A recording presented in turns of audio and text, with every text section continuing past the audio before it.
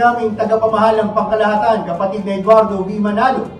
Patuloy po ang aming panalangin sa Ama na lalo pa po kayong ingatan at patuloy na gawing makapangyarihan sa pamamahala po sa buong Iglesia.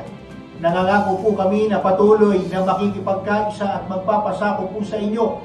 Nangangako rin po kami na patuloy na ipagmamalasakit ang lahat ng mga kapatid kung paano po ninyo kami walang sawang ginagabayan at ipinagmamalasakit.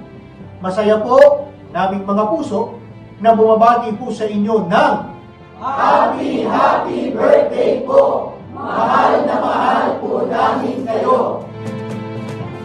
Kami po ay buong pusong nagpapasalamat sa ating Panginoong Diyos at sa ating Panginoong Kristo sa walang sawang pagmamahal at pag-iingat sa pamamahala at sa kabuuan ng Iglesia.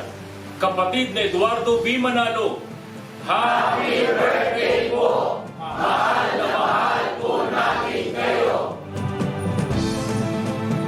Susan Manter, happy birthday po, Brother Eduardo V. Manalo.